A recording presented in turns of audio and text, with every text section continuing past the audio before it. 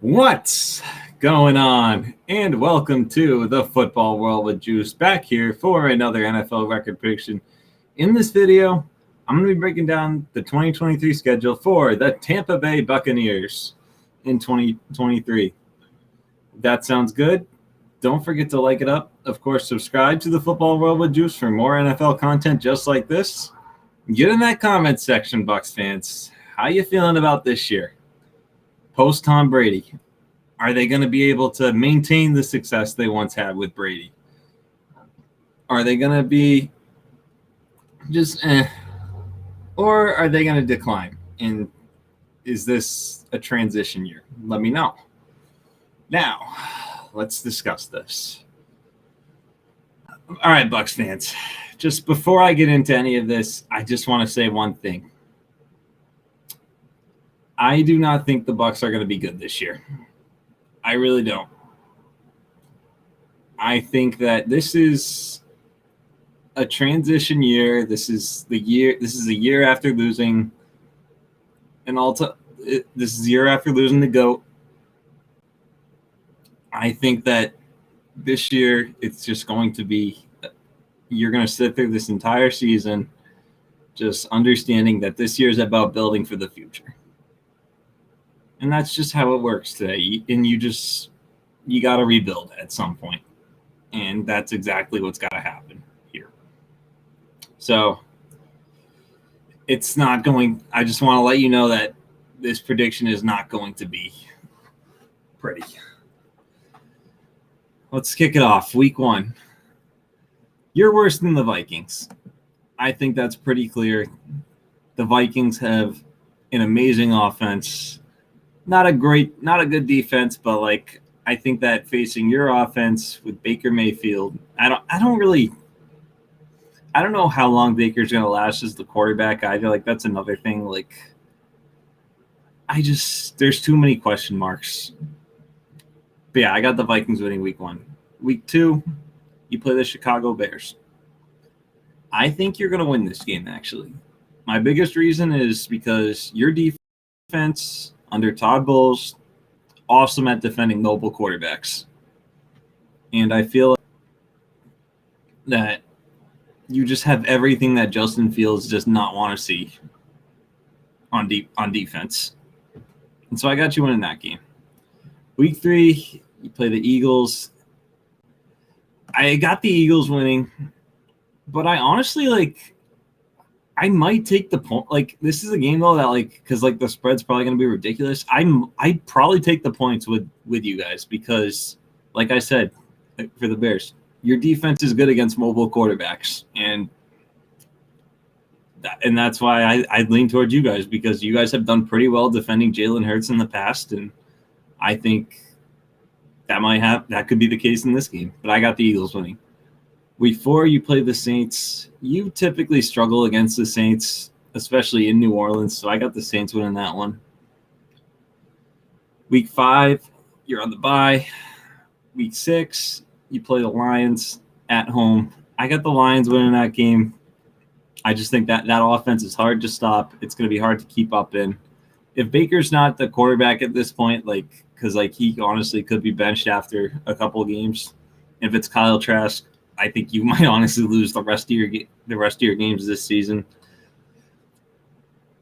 But yeah, I got the Lions. Week 7, you play the Falcons at home. This is a game you could win. And I think I'm going to take you here because I feel like in the past, your matchups with the Falcons have been pretty even for the most part. I think that some of that has been a lot of that's been just due to Tom Brady making plays, which won't happen this year. But I think you should manage to beat somebody in your division once. Probably. You also have done well against the run in the past, so you could keep Bijan Robinson from making big plays and make Desmond Ridder have to throw the ball more. Week 8. You play the Bills. You know I'm taking the Bills on that one. I mean, that's kind of a slam dunk. Week 9, you play Houston. This is a game you could win, too. Honestly. I believe I pick you guys to win this one, but I don't know. I can't remember who did I pick in that one. I'm gonna say that you guys win again, just because like your defense experienced could maybe cause some havoc for young CJ Stroud. If CJ Stroud's getting more comfortable with the NFL by this time, which is possible, maybe I think the Texans might win this one. Week 10, you play the Titans. I think the Titans win. Only again though, like your defense is good at stopping the run. So honestly, like if that happens, like who knows? Because if you can stop Derrick Henry, then I mean, the Titans are a very beatable team. Week 11, you play the Niners in San Francisco. I think this will be a blowout, just like last year. Week 12, you play the Colts in Indianapolis. I got you winning this game, actually. And I think – actually, wait, hold on.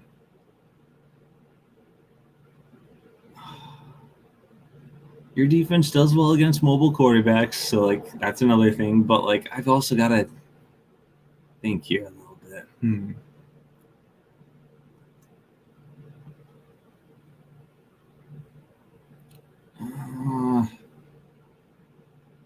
No, I'm gonna go with Indy, actually.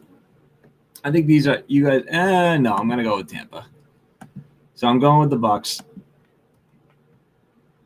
I'll go with you guys in that one. Week 13, you play the Panthers at home. I think the Panthers win. I think the Panthers honestly will probably sweep you guys this year. Like they were very close to sweeping you last year, and it really just came down to Brady being the difference maker and flush throws when they needed him to. So, yeah, I got the Panthers sweeping you. I just think that by this point in the season, like you guys won't really be playing for anything. You'll just be looking to get a high draft pick. So I got the Panthers sweeping you. Week 14, you play Atlanta. In Atlanta, I got Atlanta winning that game. Week 15, you play the Packers. Hey, I got the Packers winning that game. Week 16, you play the Jags. I got the Jags winning. Like these three teams, I think, are all just going to be better at this point in the season than you will be. And then week 17 against the Saints, I do think it's possible you beat the Saints once this year. I mean, I know you swept them last year, but again, how much of that was due to Brady? So, and the Saints, they typically have swept you over the years, and I think that just like by this point, like the Saints will probably be fighting for the division right here, along with Carolina. Like the Falcons and the Panthers will all be fighting for the division at this point in the season, where you'll just be looking for that high draft pick and you'll just be like, yeah, whatever. So I got the Bucs at 4-13. I could see you being a little bit better. Like I could see them maybe being like maybe 6 or 7 wins if everything goes right, if Baker survives the whole season and he plays well. But like I feel like you're just at that point where you just got to rebuild. Like, how long is Baker going to last? If Baker doesn't play well, it's Kyle Trask, and it's no better. Is Todd Bowles going to last the whole season as a coach? That's another big question mark.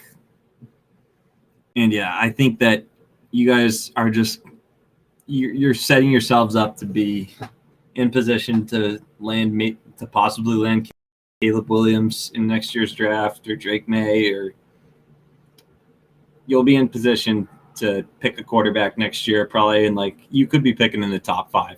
And I think that should put you in position to do so. Find that next guy to be your franchise quarterback. So this wasn't easy because honestly, like I do like Bucs fans. I do want to see the Bucs. I did like the past couple of years when the Bucs were good, because I'm a Pats fan and I love seeing Brady do his thing down there. But I think it's just a year. They need a year or 2, maybe 3 to rebuild. Find the next quarterback. I think find the next head coach, because I have a lot of questions about Todd Bowles being the head coach. And yeah, so let me know, Bucs fans. Are you optimistic about this year, or do you this is a typical transition year? get in that comment section. And, of course, thank you for tuning in to the Football World with Juice today, and we will see you in the next video. Peace.